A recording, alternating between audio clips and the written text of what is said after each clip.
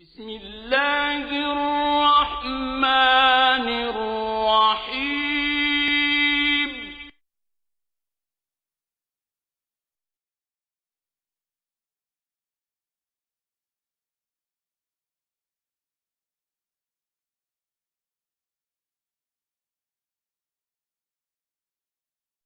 بسم الله الرحمن الرحيم إنه لقرآن كريم في كتاب مكنون لا يمسه إلا المطهرون تنزيل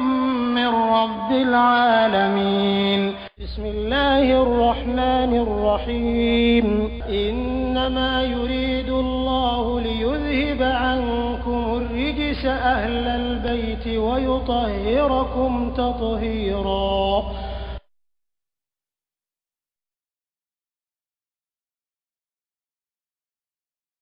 ومن حيث ألاك يرى خرجت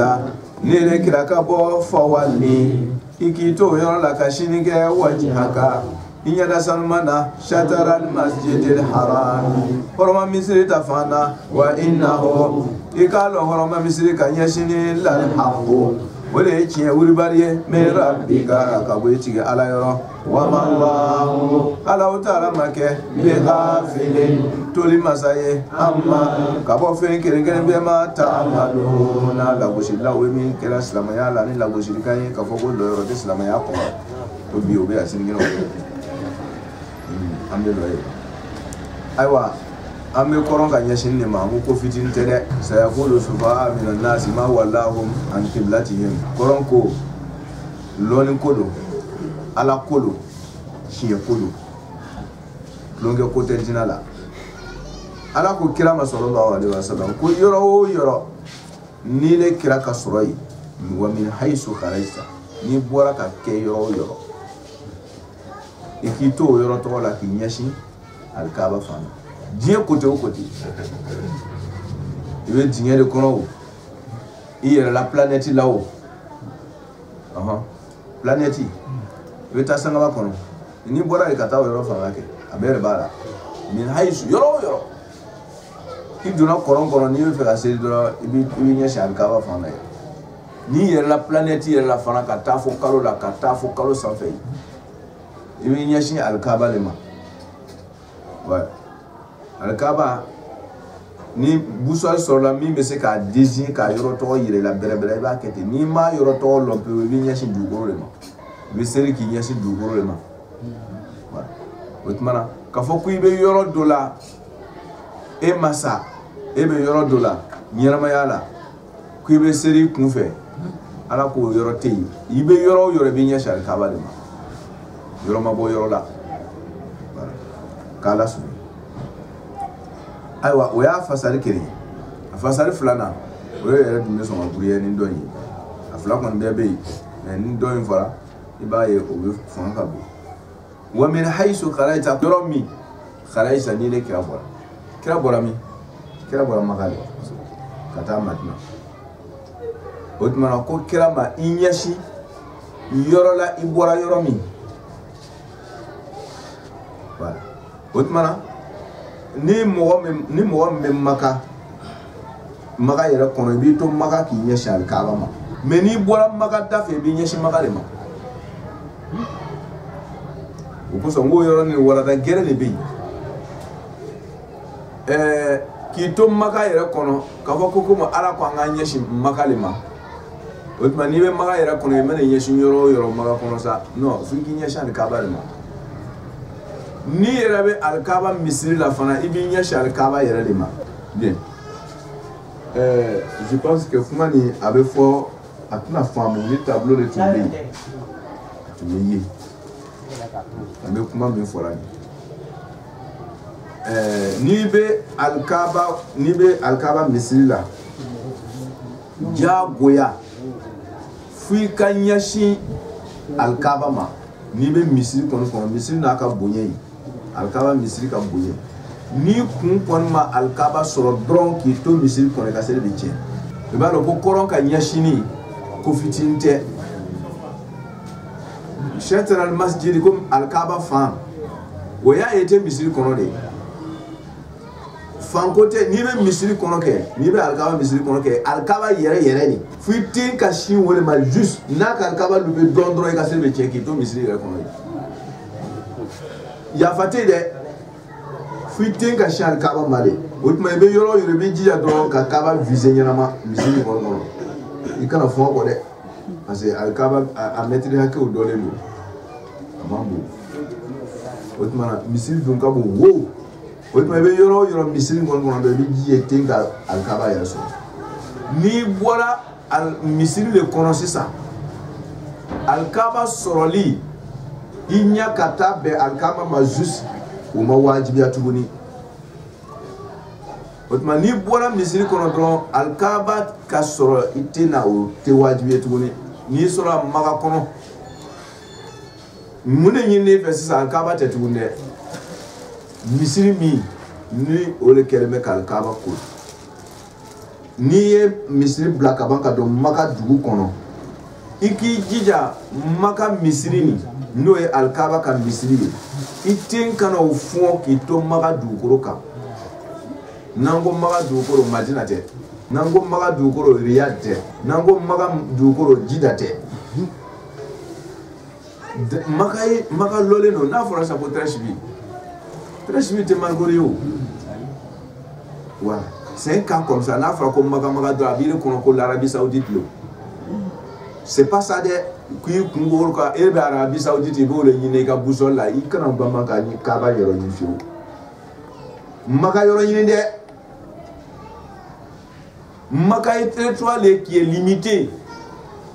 maintenant il est à la Jidda tala o te makaye maka ni be bola na maka dafe o pankati se be ka plateau ko maka dan fe maka dan lolindo mala sunu ni be maka kono ite kanka ni be maka kono ni maka géographie family boro ite kanka misiri soro hanna al-Kaaba yere soro sa c'est misiri ka bon al-Kaaba ba chema ki to misiri le kono ite kanka Kaaba so ni bola misiri kono kama ki to maka territoire ka ite kanka maka misiri soro na noye al-Kaaba misiri ite kanka o soro na ye misiri ni fondron ki to maka kono do iga serbe ke zero ka so yere maka kaso maka comme il tora misiri kono ite yar Kaaba fondron fona iga serbe mna mais kata so ni mo de misiri kono no maka kono do no te misiri so ta be mna est-ce qu'on se comprend? Ok. Ni te maka kono ni be maka kofe amanyine ne fetu ne kwere tenka misiri so mata al-Kaaba yama ile kate minyine fesa etenka maka leso etenka maka leso wala azra ka onyashinya samadini al-Kaaba yere. Ça c'est précisé ceux qui sont dans la mosquée. Nous te yafate kima. Nous te misiri kono. Nous lobe makayera kono. Al-Kaaba ma wajibi ya force focal au soro. Nous Kaaba soro wolo nous ma soro l'essentiel au ka misiri soro. O tinga misiri soro. Oui mo me maka kono. Ni mo mi fanate maka kono. No bola maka koka. Al-Kaaba soro li majago ya na soro la nyena. Misiri yere soro li majago ya na soro la nyena. Maka yere ka soro itenga na maka fu. Oya ni te maka kono. Oya nto wi. We dien to be. Otmana ika maka soro. Ika Al-Kaaba soro. Ni te maka kono fiefio. Ou bien ka misiri soro. Ni te maka kono fiefio. Ou bien ka maka yere soro. Ni te maka kono fiefio. Tablike yoro sama belu ima ikiji ya Kaaba soro ni mo soro ka misiri soro ni mo soro ka maka yere soro. Ni fona maka yere sa zero. Ouais. Ele ki nyasin jidama. Ele ka maka soro. Ima maka soro efficace ele tera zero fait. Voilà. Otmana faut ka shatran masjid nge faut ka fam. Shatra afani obe kuma mwale ka mwa mi yere te maka yere kono ni le koka. Otmana ni ka maka yere soro anyana. wa min haysu an yoro mi kharaita ni ne kira bora yoro mi ne kira bora fa walli kin yashin wajhaka iki shini ga wajhaka yadala o fanai juma shatr al masjid al haram mi yo haram misri fa isa we makai parce que bora maka iki yashin boyro la no e makai wotma ki to madina yashin maka mais qui tombe maga ere kono bi nyasi misilima qui tombe misili kono bi nyasi kawo abe fa nini fana tun make bega sali nini make dron safa tun na teme alkaba je bon 8 mètres comme ça carré ni 8 ok ouais a chéri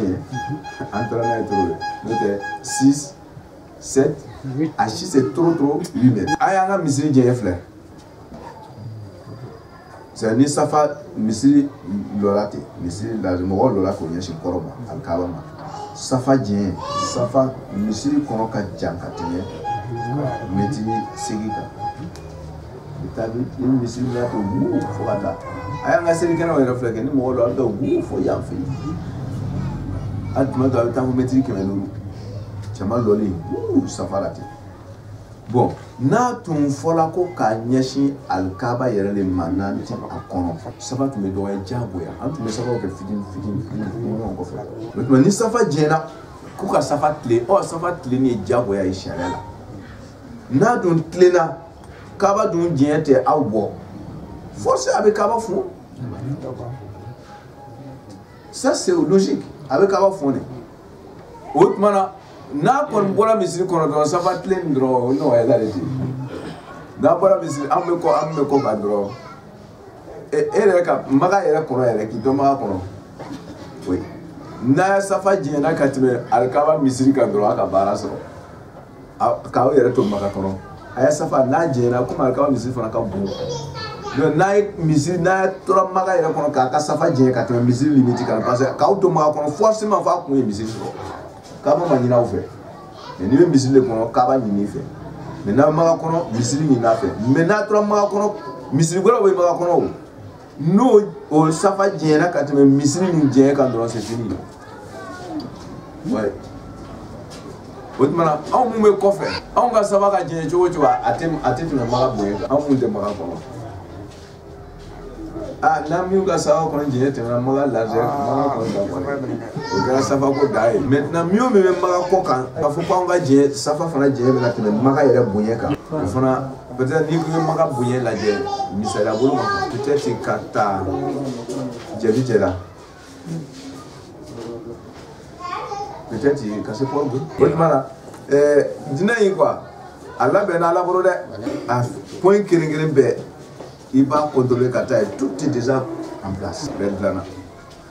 wa min haysu ko yoromi kharaita ile kira bola wotma nasra yoro ayanya sharaka ba fanda ayanya shi maga yara fama wa min haysu yoromi kharaita ile kira bola fa wali kashin ga waje ka ile kira na da samana shatara masjidil haram wa haysu ma an yoromi wa haysu ma yoro kuntum awsramu yara fana kira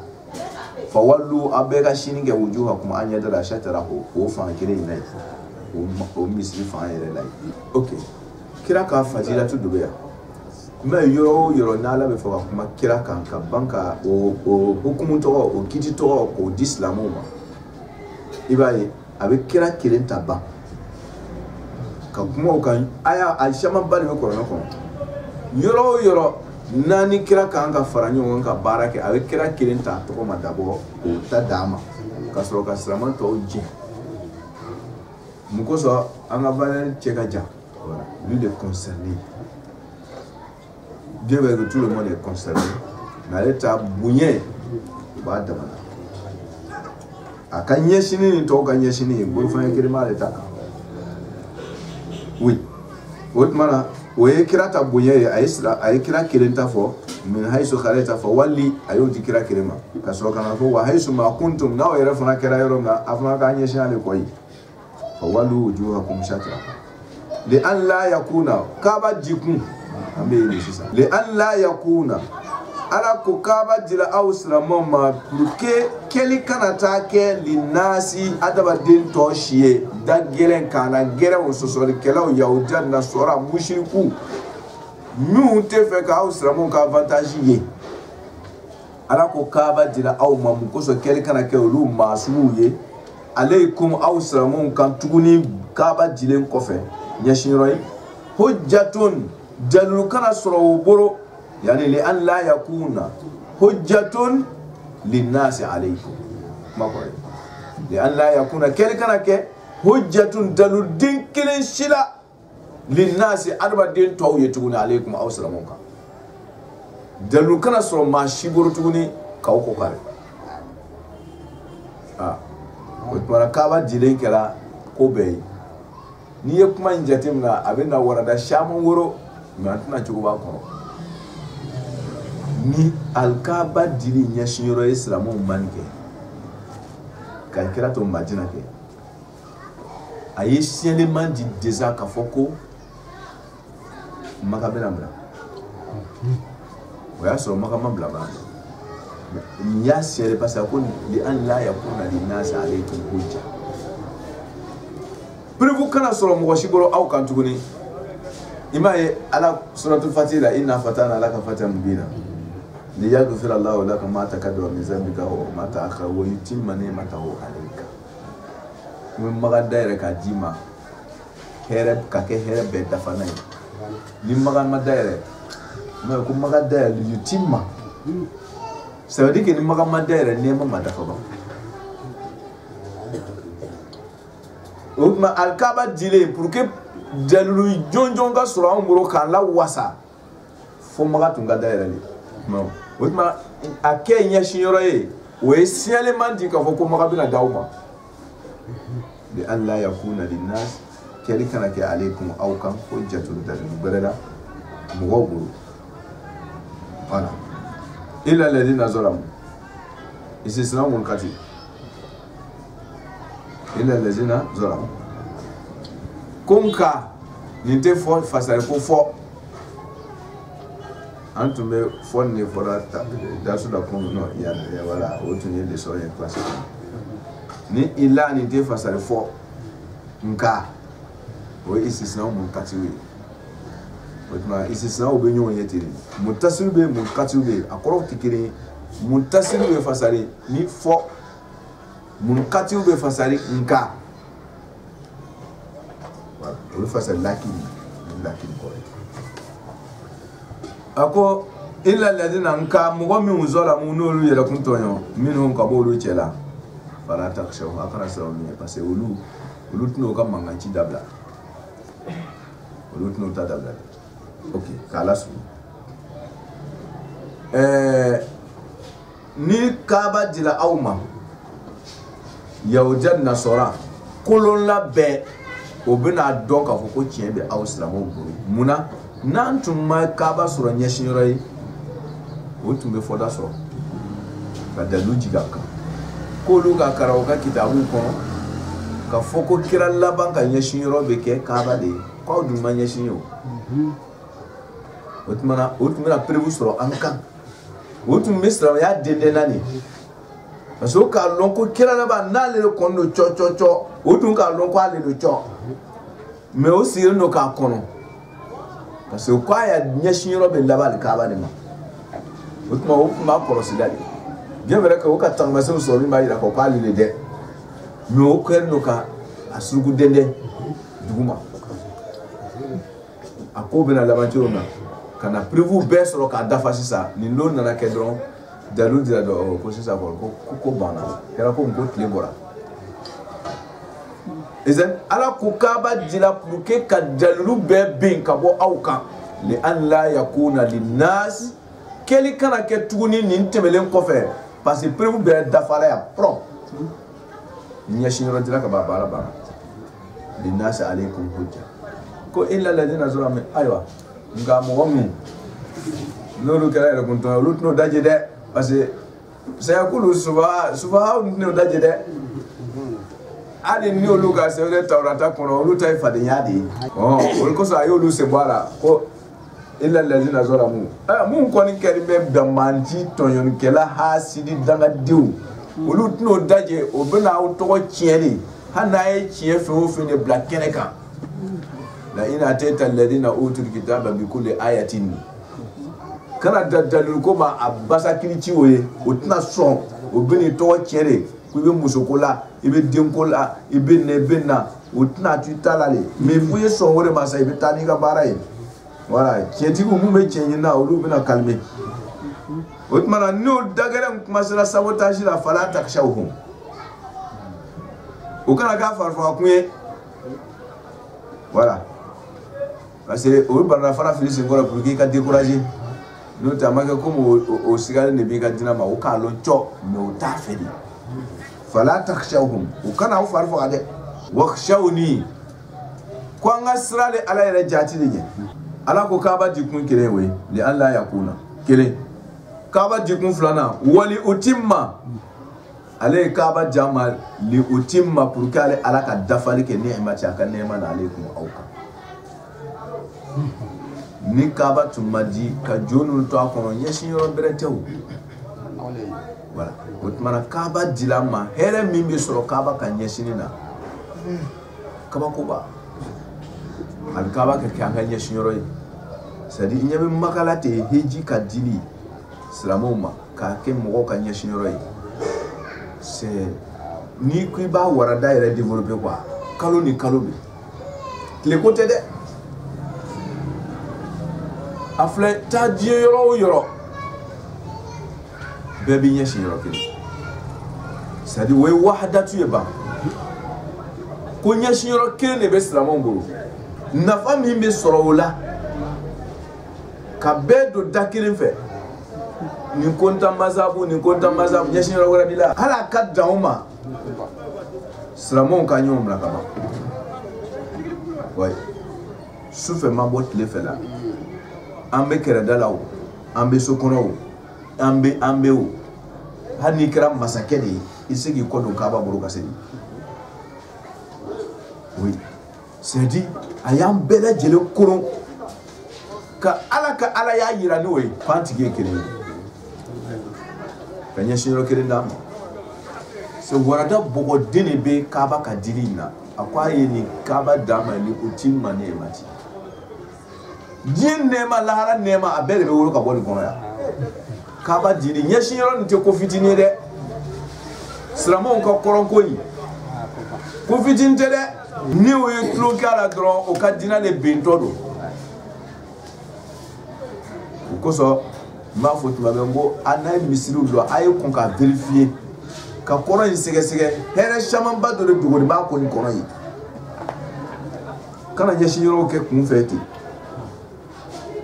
kuma ma gwa here o shaman karama wolo wali utimma ni'mati qale ala adabole kan neman dafa alaikum aw wala allakum adikun do gore ka ba dikun do gore wala allakum akela sababu de ye tahtaduna akala so ya sawada li alla yakuna alaikum hujja wali utimma ni'mati wala allakum tahtadun la alla bebe fasa Quran ko ni ta'lilu kwa dikun ye pour que aw kakanda ça veut dire que ni minya shaka ma dro itala soro ni wore fu mo ko be jien ko di ala be soro ni sababu mi ya ale yere bo yira anna otma kwa le soro sababu ye kinya sin koroma otma ni minya shama dro na je ikan je ka sella iki tlen fo ki tlen ko meseni iko donc aba burbani ala ma wotiga sella il concentré comme il veut pere ala ma wotiga sella akoy kinya signora afiki kinya signede ale be soro nyami maka wole fuyeti otmana wala allakum tahtadun kaba dikunya ngakanda nimi nya shar kaba madro ite kanda oui amaka ko ni mo mi sella ki kodo akawa bolo kuga do wote jabide nafna do yara be ni mi ko do akawa bro te jabi o ala ka fo me ko mandama o seri chugo de we ni ki nya sha ka ma le tate nyele e fiki ko do akawa bro de me ese ba la soro na yewa ba be ni ni alkaba ta dabala Allah kum ta dona le aka kada ka ala soro ni mais na dabora ka muso soro ko ni bi ko do ka o muso ko na ala ka fo me ko man parce que avec do ko no lo ko do ka o ka ala de do ka do jabila do amuru ko ko me ko akana kana de ka la nyi soro la ko mama o ye ta diɲɛ musakani de ye kɛ an kan t'o ma an bɛ belebele de kɔ alijinɛ banbali namu kama i ko cogo min arsalna ko ale Alahu Taala ye cili kɛ kama tashbihu de bɛ yan cogoya min ala ye kɔrɔn di aw ma k'o kɛ nɛɛma ye k'a kɛ dalu gɛrɛ ye k'a d'aw ma k'a kɛ hɛrɛ sugu bɛɛ dɔ ye k'a d'aw ma k'a kɛ kanda ye k'a d'aw ma kaaba dili nafa o bɛ ɲɛ min kɛ a b'o ɲɛ kelen de ma arsalna ale ala ye cili kɛ fiikum aw cɛla rasulan ciden na ça veut dire que kaaba nafa bɛ ɲɛ o ɲɛ ciden fana ka cili nafa bɛ ten k'a f'u ye tashbihu ye ka ko ye kira ci ka d'aw ma k'a kɛ nafaba ye i n'a fɔ kaaba kɛra aw ye nafaba ye cogo min kaaba kɛra aw ye nafaba ye cogo min kira fana cira aw cɛla k'a kɛ nafaba ye ten ni nafa bɛ ɲɛ min ta in bɛ ten k'a f'u ye tashbihu ye fila de ma la sɔn ɲɛna ko cilen cila fiikum aw cɛla bɛɛ bɛna a yɛrɛ yira kureshi bɛ k'a fɔ k'olu ye fiikum de ye ko a cira olu arabu bɛna ko a cira olu de ma silamɛw bɛna fɔ ko a cira anw de ma fiikum nin bɛɛ bɛna fiikum nin kɛ a olu ye ayiwa fiikum a premier ye jɔn ye wa anzir ashirataka al-aqrabin a ka sokɔnɔmɔgɔw olu de y'a kunfɔlɔ ye ba fiikum kira cila aw ma ban c'est-à-dire a cinin bɛ ahlu beitu masuminaw ma ɲami karamɔgɔkɛ anw tɔw ta tɛ ten dɛ a cinin fana bɛ arabu ma cogo min n'i t'a to a la i t'a fɔ ko i balima de sa wa ulul arham awla bi ba'din fi kitabillah n'i tɛna to dɔ wɛrɛ kɔ i tɛna to ko i balima de silamɛw fana innamal muslimuna ikhwa aw bɛɛ lajɛlen kɛra ɲɛsinyɔrɔ kelen ye a ka silamɛya kosɔn mala sunya bolo ala ko kira cira aw ma dɛ a cira aw ma a cira aw fɛ yen fiikum bon jɔrɔka na n'a fɔra k'a cili ma a cili ye a cili fɛ a cili ye n'a cili ma a jɔrɔka na on dirait que o ka fari dɔɔni k'a ci ma voilà o ye i ta mago sa b'o da fɛ k'a ci ye o tuma na a nana i ka hɛrɛ dili mais n'a cili ma an kɔni b'a fɔ ten tabusika jɔrɔka ɲagamini na ye ten wala an k'a ci ma awa n'i m'a to fana a mago sa b'a da fɛ o tuma na ko kaaba kɛra hɛrɛ ka di aw ma cogo min na kama a b'o ɲɛ kelen de ma arsalna ale ala ye cili kɛ hɛrɛ dɔ wɛrɛ la ten fana fiikum k'a di aw ma rasulan min ye ciden ye fana kɛra hɛrɛba ye ka d'aw ma ten de n'i ɲɛsin ale fana ma ale ye kaaba mɔgɔlama de ye i ɲɛsin kaaba mɔgɔlama ma i b'i ɲɛsin a mɔgɔman fana ma ten i ka seli n'i ye kɔ don a kaaba bolo ka seli i ka seli tɛ minɛ n'i ye kɔ don kira fana bolo ten k'i dusukun kɔ don a bolo zéro don n'a ye jɛ tilen k'i ɲɛsin ale kaaba ma n'i kɔ donna kira bolo zéro don o tuma na kira ni kaaba o fila de tilenni bɛ ala ma n'i k'i ɲɛsin olu ma dɔrɔn i mago ɲɛna ka dusukun ɲɛsin ala kira ma ka farikolo ɲɛsin ali kaaba ma faamunaw minkum ko a cila ka bɔ aw yɛrɛ joli de la aw yɛrɛ bani adama don jinɛ tɛ mɛrɛka tɛ a ko cogo di n'a tun kɛra siya wɛrɛ ye dɔrɔn ko komi yɛrɛ t'an bɛ o de kosɔn i bɛ nin fɔra ala ye wele dɔn k'a kɛ a yɛrɛ de ye wa ma arsalna min rasulin illa bi lisani qawmi laada o laada bɛ aw ka mɔgɔya la kiraw cila n'a bɛɛ ye n'a laada bɛɛ ye kuma b'o bila ye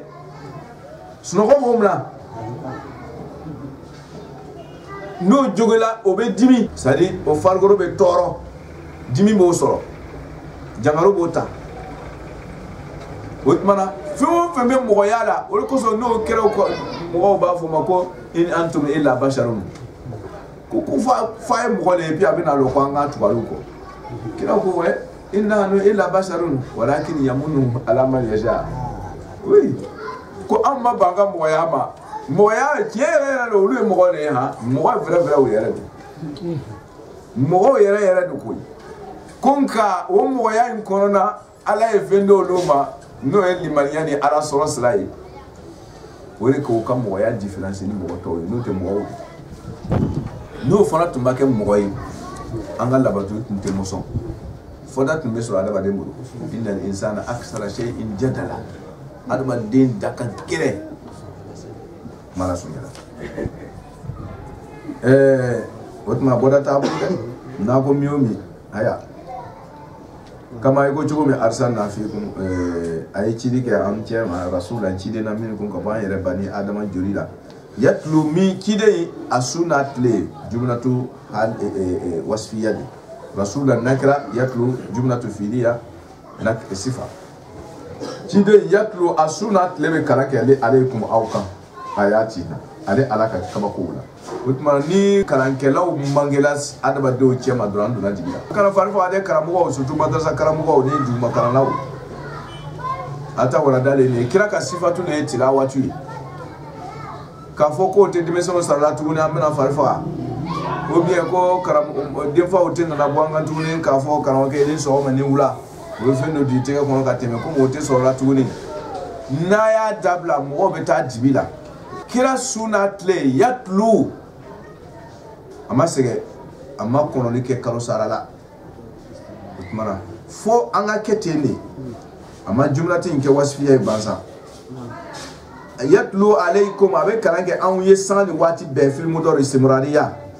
ayatina ale ala ka kitiw n'a ka kolon siraw bɛɛ lajɛlen na fo mɔgɔw de ka sɔrɔ minnu bɛ kuma silamɛya kan géographiquement scientifiquement silamɛya kɔnɔna parce que silamɛya ma foyi to yen dɔɔnin na ka mɔgɔw ɲɛ yɛrɛ ko ja dina ka di dina ti mɔgɔ kɛ kɔfɛ fɛn ye a b'i kɛ ɲɛfɛ fɛn de ye a b'i lataa ɲɛfɛ de ala yɛrɛ ko ten fɔ man sha falyataqaddam wa man sha falyata'akhkhar n'a y'i diya i yɛrɛ lataa ɲɛfɛ dina ma mɔgɔ si lataa kɔfɛ n'a y'i diya i to kɔfɛ dina ma mɔgɔ si bila kɔfɛ n'a ye min y'i diya o ye b'i bolo ça dépend de toi n'o tɛ dina kɔni ale yɛrɛ contraire ale nana mɔgɔ lataa ɲɛfɛ a y'a ta wa yuzakikum ko kira nana ka na aw saniya ka na hakiliba siraw yira anw na an delila k'a saba in bɔ ɲɔgɔn na yɔrɔ dɔ la ka tɛmɛ yatlu ka na kolon sira di anw ma o ye kolon siraw ye yuzakikum ka an saniya wa yuallimukum k'an kalan ka kolon sira di ma parce que il faut sensibiliser d'abord ka mɔgɔ sensibiliser o de yatlu alaykum ayati ka fɔ wuli mɔgɔya ka kɛ ɲɛsira de ye a ka kalan mɔgɔya ka taa ɲɛfɛ a ka kɛ ten a ka kɛ ten o tuma na o ye sensibilisation ye o ye yatlu alaykum ayati o kɔfɛ mun de bɛ na tasikiyatu ka jogo don parce que jogo ka kɔrɔ ni lɔnni ye oui jogo ka fisa ni lɔnni ye mais o y'a damana warada ye mais ni lɔnni tɛ fana jogo fana bɛ don dibi la mais o kɔrɔ tɛ ko jogo man fisa ni lɔnni ye an bɛna o dalu di ma bi bɔ komi bi taa an miyɛnna kojugu wa yuzaki kira cila le ka na an kunu o ye yatlu alaykum ayati wa yuzakikum an kununin kɔfɛ a ba an jogo don an jogo dolen wa yuallimukum ka ban k'an kalan alkitaba sɛbɛnniw la ka ban kalan gafew la k'an kalan an ka bɔ ni koɲɛ ye sisan bɛɛ k'i bolo la yɔrɔ lɔ wal hikmata ani hakilibaya siraw a bɛ hakilibaya siraw don an kɔrɔ wa yuallimukum o ye kalan dɔ wɛrɛ ye an ka imamu bɛ to ka o de fɔ an ye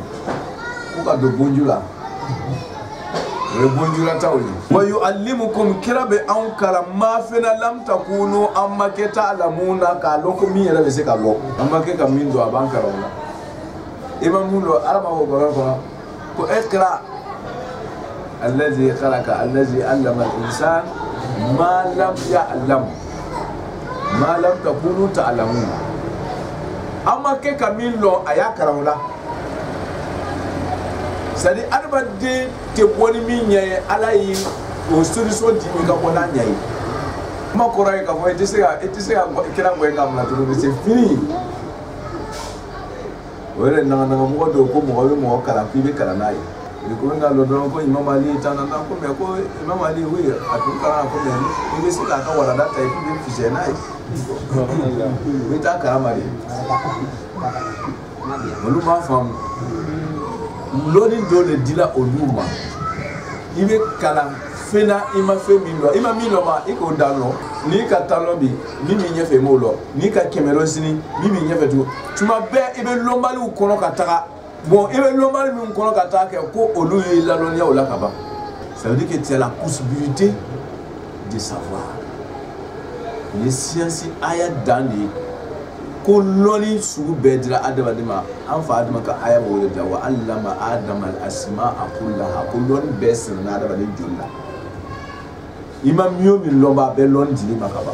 c'est de toi maintenant de chercher à savoir il cas de plus ama min lomba kwa kala ka wala loni ya wala de